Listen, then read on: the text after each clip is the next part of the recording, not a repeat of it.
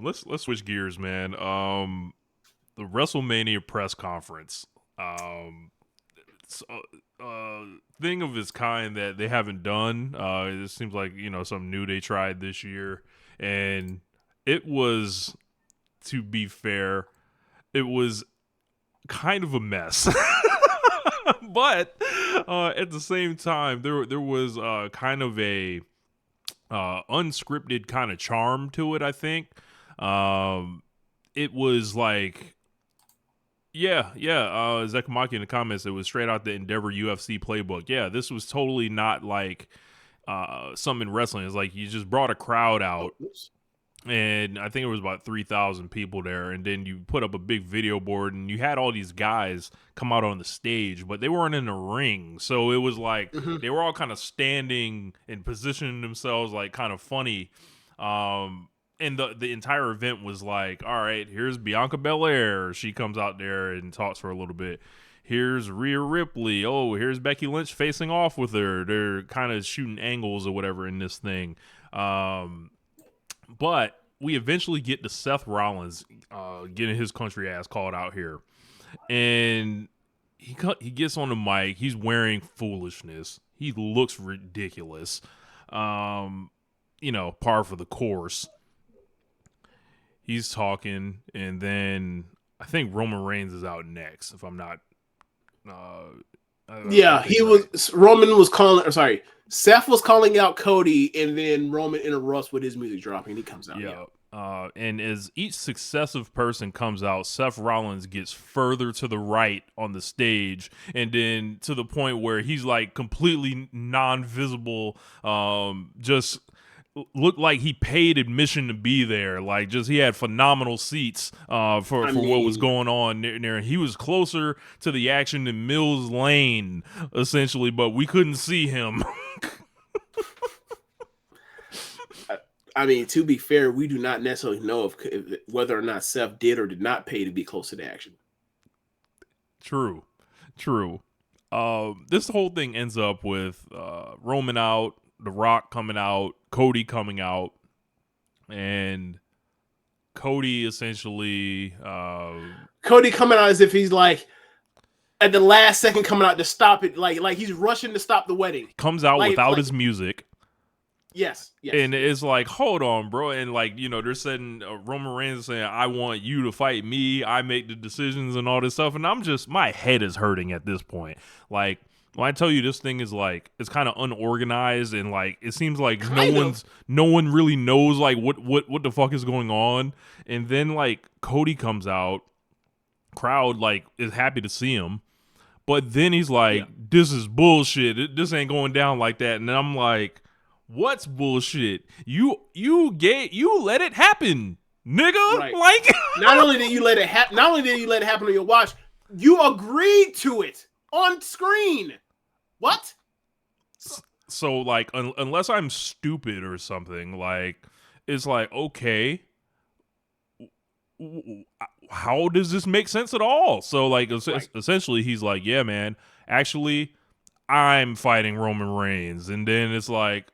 The pop is like, they're like, I feel like the crowd was confused. They're like, hold on, I thought it was Reigns and The Rock here. Well, why would you confused? Why would you be confused? The Royal Rumble winner decided to get out the fucking ring when he was face to face with the person he chose, and then said that his cousin was going to wrestle the champion. And then the champion comes out on the stage minutes before and says that he wants to fight his cousin.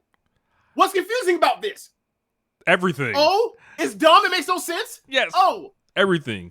Seth Rollins, nobody's paying attention to this guy, as I mentioned. He looks like a cuckold. He's just watching the action. Nobody's saying, I want that guy over there. Hold on. That's a good line. He's a cuckold. He's watching the action. That guy, I want that guy that's 15 feet away. I want that belt that's all the way over there. Nobody said that they wanted that. Roman Reigns didn't want it. Cody completely ignores the guy. The Rock, obviously, I'm shocked The Rock even knows who this is. Like, oh, I think I worked with you once, a long time ago, right? I'm not familiar, that's right. know. Didn't the Shield lay him out with a triple power bomb Yes. like a decade ago? Yeah, or more than a decade ago. Yeah. So he's out here is he wanted to break up guys? Like, is that his role? Yeah, here? Is he the first geek that assembles to break it up? Correct. Yeah. Like, Seth Rollins has never looked weaker, and it validated every thought I've ever had on him not being a world champion, a top star, swaggerless, all in one. Like, he looked just it was comical. Like, the way he came off out there, he did all his talking in the beginning before the real stars came out. He was on a word limit. And he exceeded that word limit because we never heard from him again on the microphone. Anything that he said had to be captured secondhand. Like, the mic was still a little bit away from him like this. Like, you got to hear Rollins like this off the mic and shit. Right. and when they... okay. I want to go through the breakdown of what happened. Yeah. Or actually, no. Okay, so... Sure. Yeah, go ahead. And CM Punk's out there, too. I forgot. Yeah, Punk and Big E are basically, like, doing commentary work or they're doing reaction for, like, analysis work, right? Like, they're, like, the guys on Get Up or at the desk on ESPN in the morning, right? They're basically like, we want you to come in here and talk, you and Big E. And I thought that, like, all right, I did not watch the entire press conference because why would I? I only got brought here because there were so many people talking about this clusterfuck that they've gotten themselves into and how it unorganized it all looked. I was like, and I heard Cody got slapped. I was like, I gotta watch this. I gotta watch this. So I watch it, and as I'm watching, I'm ultimately like, I see all the motivation and I see where they're going with this and what they're doing. The problem is, I saw what they did on TV, and like, if you took out two things or you changed two things, it works and it's actually really well done. Like, regardless of how like organized it is, whatever else, ultimately compelling once Cody comes out or Rock comes out, the crowd is 50-50 on him, a booing him and cheering him based off with Cody or not. Rock is playing the I'm playing heel in this because I know you're going to boo me and I'm winking at you as I'm calling him Cody Crybaby. Like, I'm a heel that doesn't want to be a good guy. I'm a heel that doesn't really want to be a bad guy, but I know I have to do this to make this work. So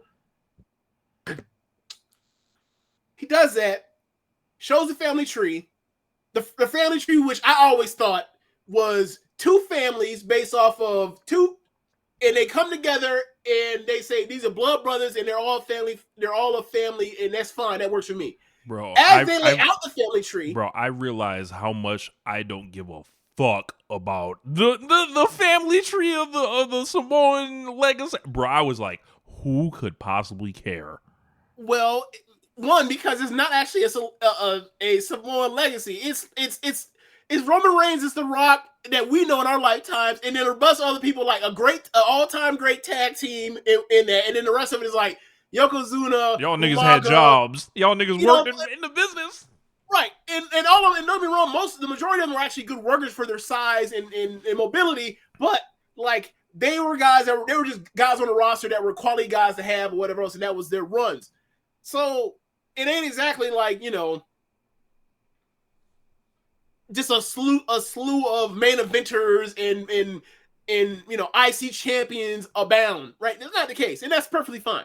So, but the thing that was funny to me is like, I always thought this was two families and they basically, for wrestling, combine family trees or whatever else, and you see it spread out. Now looking closer, I'm like, I always wonder how Tamina was in it and how Snuka was in it.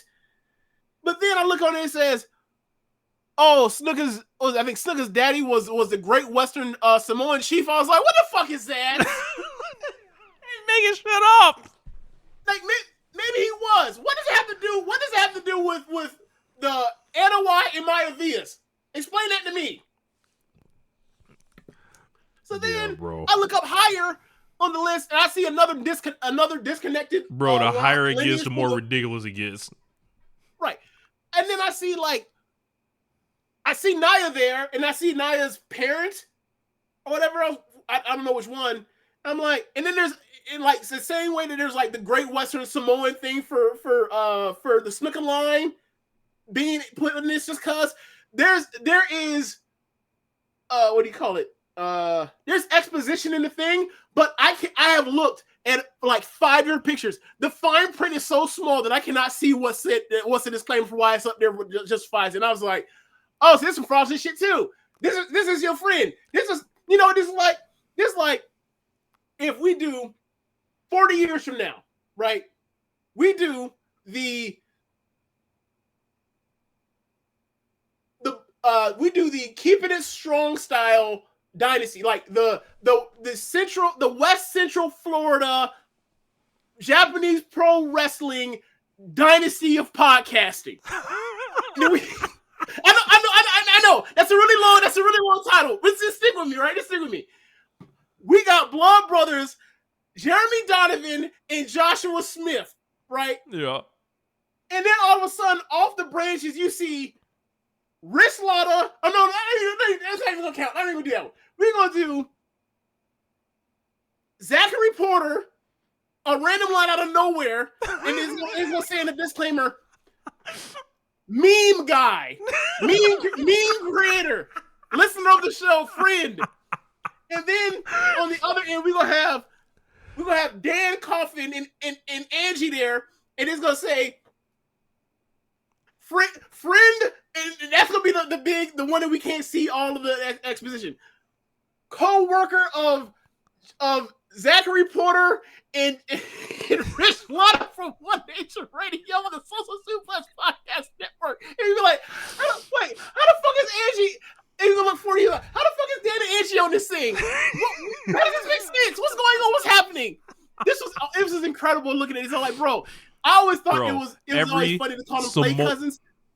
But it was so fraudulent. It was like, that's not even, I don't even know, that's barely a family friend that you would put on the family tree. That makes no sense for him to be there. As the old saying goes, the only Samoan up there that wasn't up there was Joe. Like, that's the only one that wasn't up there. Look. I mean, bro, they had Jacob Fatu up there. Now, I remember back in the day, Triple H on the podcast with Steve Austin, he talked about the WWE Hall of Fame and certain people being on there or not. And then the reason why they can't be on there is because kids might, Google a name and then you see something that pulls them on the search results. I don't know what pulls up on Jacob Fatu search results, but it ain't good. I don't know if it's on the second page or if it's in the middle of the first page, but eventually it'll pull up. So I don't know, man. Yeah, there was a lot. With maybe he's on the radar again. They'd be like, we can go with this now. We can go with this. It's fine, and he'll be in. And maybe that's who screws Cody this year at WrestleMania. Who knows? Right. CM Punk's out there doing all these kind of insidery shoot comments, saying he would punch his boss in the face and just running the joke into the ground. Did you hear it, guys? Did you hear it? I said it again. I'll say it again. Like, well, I thought the joke that he was saying wasn't even necessarily about the Tony Khan thing at Wembley. It was more of the poking fun at the Bucks thing. It was like, look, man, we fight. Sometimes you got to fight to solve issues. And I was like, bro, we know what you're doing, and I think it's funny and hilarious because it's two things. It's playing into that, and it's also playing into like it's Vegas, it's Super Bowl weekend. It's also Vegas in that like the Super Bowl's not just there. This is where the fights happen. It's a fight capital, and the fans are there for Super Bowl, but they also are here for the fake fighting. And like you see someone get slapped. And like there's the face-to-face conversation, press conference where someone fights, or someone throws a punch or whatever, they go toe-to-toe or whatever else, and they get broken up. It makes you want to see the fight more. He's praying into it and being like, get hyped for what's happened at WrestleMania while he has the fucking arm brace on. This man looks like Jax from Mortal Kombat. Like, and Big E is looking at him, he's like, I'm actually like. He's actually, I don't want to say in awe, but he was like, this is really good work from CM Punk that he's out here doing. He's cutting 2 promos in one like he did before he left AEW. Except this time he ain't got no dumbass belt with a spray painted X on it. So yeah, man, it was. I thought that like I'll say this though, like okay. they the success of WWE last 2 years has not been this stuff.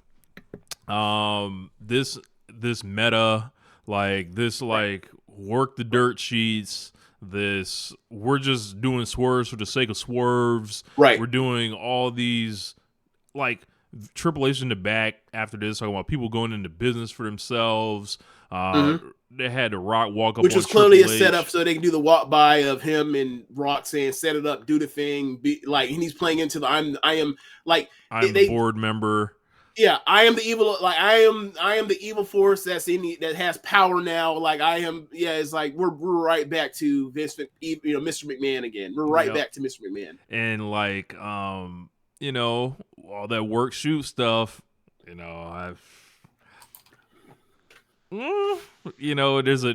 a line to walk with it. As you mentioned, Cody had mentioned something about. Basically got Rock and Roman on the same page. And also, can we talk about how The Rock made, like, he made Roman Reigns look like Roman Reigns was his employee, like he was his security or something like that. Yeah. Can I go line by line through all that? Sure. Please. All right. So, Cody comes out without, he's like, stop. Don't get married. Don't do that. All right. He's like, hey, like, I want to Rumble. It's my right to choose. It's gonna be me. And then the Rock and Roman are like, bro, you ruined it. Get the fuck out of here. No one wants you here. Leave, white boy. So then Roman says, you're irrelevant. Your story was last year. Been there, done that. You lost. Move on. I'm on to bigger things. I'm now chasing, Mount Olympus or whatever, stadium status, whatever you want to call it. And then, obviously, because Roman's a heel, he says, look, man, you're relevant.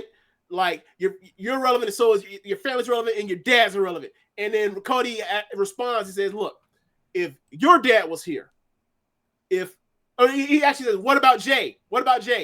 You talk about this whole family thing, right? In this family tree, where's Jay? And then the crowd oohs. He goes, and then Cody goes, you want to talk about families? Okay.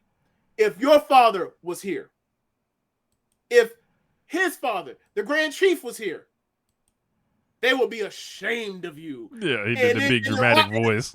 And then Rock, and then the crowd, ooh, right? And then Roman made the face. And then Rock walked up and said, hold on. Something that you might understand is that his family is my family. His descendants are my descendants. His blood is my blood. Not really. Cap. So what problem you have with him, you have with me. And then he slapped the piss out of Cody. And then Cody fucking stepped off the mark and stepped back. And I was like, the slap is coming. You already made yourself look bad.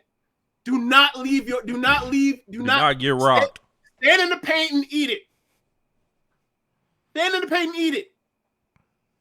He staggered. He took a staggered step back, and then Triple H and everyone else broke thought it he up, was a Noki. And then from 20 feet away, Seth Rollins runs in, and then he never gets the mic to say anything. But as everyone's breaking up and walking away and getting taken off, Cody's taking off, and Triple H is making faces and everything. You can hear Seth off mic. This is bull crap. Literally bull crap. I was like, you ain't got no edge. You ain't got none to you. Seth running in from 40 yards away, doing the 40-yard dash. Meanwhile, I believe Triple H, but I know for a fact Rock was cussing up a storm, and they was muting the hell out of him because he was cussing. Yeah. But Seth, this is bull crap with that voice. Oh no, man, awful, awful. Nope. Yeah, like The Rock really made everybody look like obviously Seth Rollins looked awful by nobody caring he was there. Him basically being a complete non-factor. Cody just looks dumb, and he gets slapped like a Yeah. bitch, and then Yeah. shuffled away. Roman, he's standing there with the suit on, or the track suit on, looking Yeah. like a member of Team Bring It, you know. and, Team Bring It. and like, hey man, you too close to the movie star, And then I was like, hold on, I thought y'all had smoke over who's the head of the table, but y'all ain't got no smoke no more. Y'all flipped on a dime like this, huh? Well, Y'all flipped on a dime off of some perceived disrespect after all right. 2-3 years of this shit, of you finally getting face to face with this man. This is awful, dumb. Rich. Now, it's dumb because of what we saw on TV this past week and then what we got here. Because because the motivations have flipped, and the ways you could have flipped is two things, right? So I was getting back to it. That you clearly know that they have not actually planned this all through. They just know that like they have to have a Rock match and they have to have a Cody match. They haven't thought about all this, and then they changed course when they got to the press conference, and now they're going in a direction and they're moved on from where they were when he handed it off to Rock. Right? When Cody handed it off to Rock.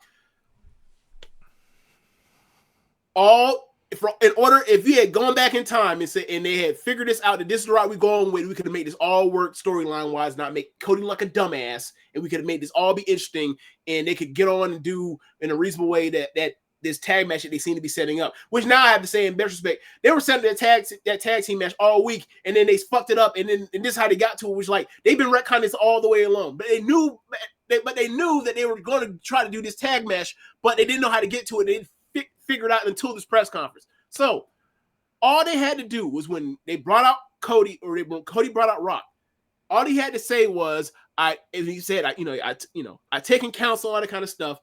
All he had to say was, I'm coming after, or all he say take away is I'm coming after you, but not a WrestleMania. All he has to say is, I'm still weighing my decision, but I have taken counsel. Rock comes out, and then Cody doesn't leave the fucking ring. All Cody has to do is do the high five at Rock, and then all three of them are staying in the ring, and they go to black. That's all they have to do. And then everyone is like, well, what does that mean necessarily? That's kind of, are we getting both matches? Are we getting one match? All the same stuff, but Cody does not make it seem like we're for sure getting Rock in Roman. And then you do the same thing in the press conference. So then all of a sudden, Rock is under the impression Cody has given me the okay because I showed up. I'm the Rock. I am who I am. And it seemed to be okay, but no one is not definitive. Cody comes out and then says, look, man, I didn't, just to give you clarification, I brought you out just to show that, like, neither one of us agree of how Roman Reigns handled this thing, and I've talked to you, that's why you came here, but I am still going to have the match. And then that's when they do the same thing. Rock blows up because his match is taken, and he insulted Roman. Roman clearly wants to that he skated by and barely survived. Go ahead. I was like, and the people were lighting him up. Like, I think we've undersold that. Like, he had this look on his face, like it was like this couldn't have been the original plan. This couldn't have been. Yeah. So, but all they had to do is keep that stuff out. Cody comes out, same promo. Hey, man. Or not same promo, like, hey, just for clarification, me and Rock both disapprove of how you've handled this or whatever else, but like, I'm still keeping my match because I won the Rumble. Roman says, hey man, I want Rock because one, I barely survived you last year. I really don't want to fight you. I'm a heel, right? You had your story. I want to fight. I want a chance of something greater. I want to fight somebody that had the biggest match ever or whatever else. Rock gets pissed because that match is blown. And also, he is, at the end of it, Cody insults his granddad in his blood brother granddad, whatever the fuck. And then he slaps him, and then we're off to the races because you had the thing with Seth talking about the workhorses versus the part-timers. And you could have just went in with Seth that. Seth is burying himself every time he says this, too. Yes, he is. Because, like, this company has not given a fuck about that for over a decade now, since Brock. Right, so yes, I get it, but it's like all the three characters you care about for the main event or main events of WrestleMania all would have had proper motivation for all this stuff to do all this stuff to get down this winding road. They fucked it when they had Cody go out there and leave the fucking ring. Where is he going? There's a dog in the back. Like, did he take a shit or something? Do you have to clean the crap? Jesus. And apparently on Monday Night Raw, Pharaoh was there, right? Look, on Monday Night Raw, there was no acknowledgement of this whole SmackDown segment, like that he left the ring, that he gave his shit away. All of it's been KGB'd, Men in Black flashy thing. It never happened. So if they are retconning all this shit, what's that mean, James? That means they fucked something up. They fucked it up. Yep. And people, if I hear people coming in these comments like, no, this is whatever, because this is going for the clip. Explain why they've changed it. Explain why they are no longer acknowledging. No. Forget that part. I know you're right. Like, I'm going to add to your part. They're not acknowledging it. They're not acknowledging that, and also like. And a part of them not acknowledging is like Cody's not explaining why he gave it to Rock to begin with. Exactly. That's what he didn't explain. Right. So I'm like, not only are so this goes in part of what you're saying, right? It's like he didn't explain why. He didn't explain why he gave it away, and he just took it back on a whim. So like, from a couple areas, I'm confused. I'm like, all right, do I believe what happened on SmackDown? Do I believe what happened at the press conference? Like, all these graphics are getting made. I'm like, just announce the fucking match. Like, whatever it is, just announce it. Right. And on SmackDown, Heyman went out with or the next day on SmackDown, because I watched SmackDown because I was like, this is a wreck and it's actually entertaining. So let me watch SmackDown. And SmackDown's actually a good show on Friday. So give the rundown. Triple H comes out and says the match is officially Cody because I am the only one person chooses this shit, and it's me. And I was like, man, I forgot about this. That's funny for multiple reasons. I forgot about this, James. A lot of this shit while it was happening, the thing it seems like that was being set up in the background was like, hold on. Power struggle. Are we about to see Rock versus Triple H? Like, what the fuck is going on here? It's a power struggle, and it's a power struggle. That's the match. Yeah.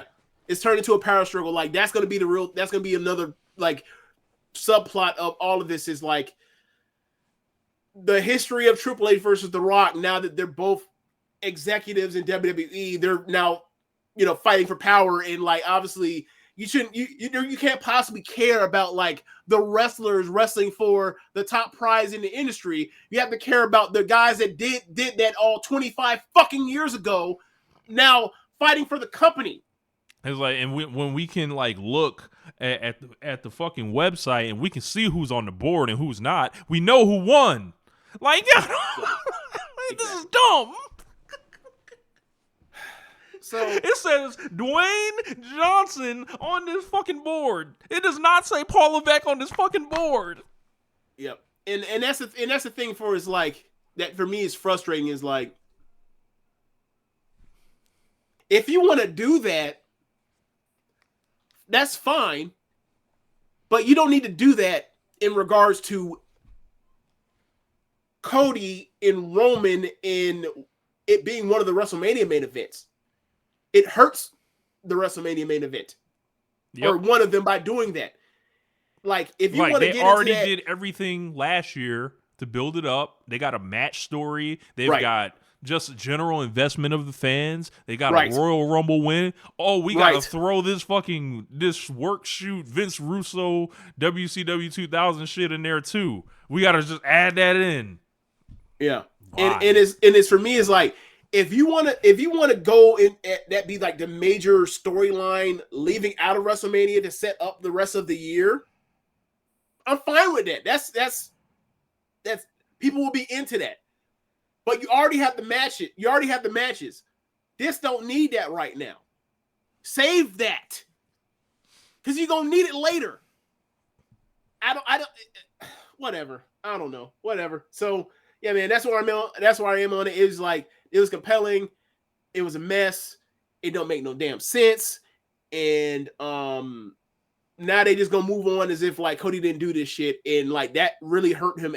That really hurt him to people. It's like, I don't think if even the Rocket came back or whatever else, I don't think like there would have been this division of like a non-insignificant amount of the crowd, like when Cody came out, said like, yeah, man, I want the match. A good chunk, most of the crowd cheered because they really want Cody. But there was a part that was like, no, nigga, I want to see The Rock.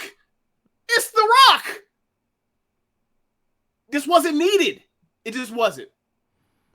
So like, the sooner they get to announce that it's Roman wrestling 2 nights in a row, the better. And like, Rich, are you ready for like when people talk about Roman's legacy after this, that he's gonna go out there and wrestle 2 nights in 2 matches in 2 nights, as if that's some fucking accomplishment? Yeah. As if we don't see motherfuckers wrestle multiple times on the same G1 show. Yeah. And have better matches, and both matches be better, bro. Look, we don't see niggas go Shuri Grand Prix, and they gonna talk about this Roman shit. It's like, bro, okay, like it's so the most legendary shit they ever seen. A 4-star match and a 3-star match. Meanwhile, Shuri went out there and went 4 and 4.5, 4 3/4. Look, those back-to-back within days, an hour of each other. Them back-to-back days of G1 finals for Kenny Omega in 2017, Kota Ibushi in 2018, on hours of rest, going like breaking the scale. Rich. Last year, 2 years ago, Will Ospreay beat Tetsuya Naito in one of the like 5 or 4 matches I gave 5 stars, and then the next night went out there and had the best match of the year 2 years ago. Yeah. No. The cinema of bad storytelling and bad character and bad plot and bad motivations. That's gonna be what people remember. It's an unfair game. Man, Cody better win. Cody better win. If he don't win, after all this, Cody better win. If he don't win, we might have shut the show down. Like, just be like, all right, man. Like we may have to shut the show down and completely dedicate a week to just Cody lighting week? Cody on fire. Be like, hey, there is no One Nation Radio. All we're doing is whooping Cody Rhodes' ass for 3 hours. Like and laughing. We will record a laugh track and put that out. Now, Rich, you clipped up like basically the last year or so of Cody of us covering Cody on his exit out of AEW. Yeah. I feel like since the Rumble has started, like we are built up a thing of like his exit out of WWE. On the top, we just don't know that he's leaving yet, because this is like, what the fuck is going on around this dude? Like, I regardless of what you may think by listening to hours of the show, I do not dislike Cody Rhodes. I just think he does dumb shit from time to time, or is these funny these bad situations. And like, while I don't dislike him, I absolutely think he's hilarious to laugh at. It's a blast to laugh at him. Is there anybody better in wrestling to laugh at than Cody Rhodes in the last 2 years, 3 years? Seth Rollins. But, you know, I think it's more eventful. Cody be setting himself on fire. Yeah. For the love. And we'd be like, bro, you ain't have to do that. What are you doing, Goofy? He be thinking working that house show schedule like it counts for something. Like he brought in like Lil Brody and thinking he was gonna win, and they pulled the chair on him in the last minute. Like, yo, bro, that man got his ass whooped by Brock, and then that man walked off with an ass whooping, and then he collapsed, and then they went to black on him. Yes. up at the ramp. He's fucking hilarious. Yeah, that man wore an all-white suit. That man wore an all-white suit to get misted out of nowhere by Malachi Black 2 years ago. This nigga's hilarious. Or 3 years ago. This nigga's hilarious. It's funny. He just is. The rubber chicken after he lost. Things just happen to this guy. It seems things just happen to this nigga. It's hilarious. It's always funny. I never feel bad when I laugh at that dude. I don't know why. Maybe I'm a bad person, but this shit funny. You must admit. Yeah, it's amazing. Some of the passion that was ignited for him in this. He's, stepping back from this, and then he's coming back out, and it's like, How did he become someone like that people are this passionate over? It all kind of just, developed over the years. He's a great baby face that dresses like he wants the job. They were starved for one. They didn't see the stuff that he was doing in AEW because they don't watch AEW. He's a great orator. He's, and like they didn't let him, they kept him in the lane without crashing because he didn't go out there and cut, promos about his biracial daughter that shall have both dual identities, spare neither, and all that other nonsense. They've right? never let Brandy Rose. They barely let her ever appear with him. they didn't let him hot shot through like a year's worth of storyline in 3 months. Like they did a lot. Him and Triple H and Vince and whoever else did a really good job of like, this is the dude, this is the Chase's story, and like the whole finish the story thing about like the unfinished business of my family. Like that goes back to the NWA title with the Von Erichs, right? Like that works. It works. Like it's well done, and they're fucking it up while it's being they presented this. He came up to them with, this is what I got. Oh, and they're like, oh my God, it's perfect. How can we improve it? Now they've made these improvements, they fucked it up. The nepotism is nepping in this program. Jesus Christ. Yes, it is. That was the best part. Like at the end of it, after the family tree, the fraudulent family tree gets shown for The Rock, he's like, this is a show that we are the one true royal fan of professional wrestling. And I was like, that's hilarious for two reasons. Because one, he about to face a dude that his drop for his music is more than one family in professional wrestling. And two, this man is taking over Vince McMahon for the McMahons after the sex pest stuff has to go. So now there is no royal family in professional wrestling. The blood brother pack from 40 years or 60 years ago kind of is it.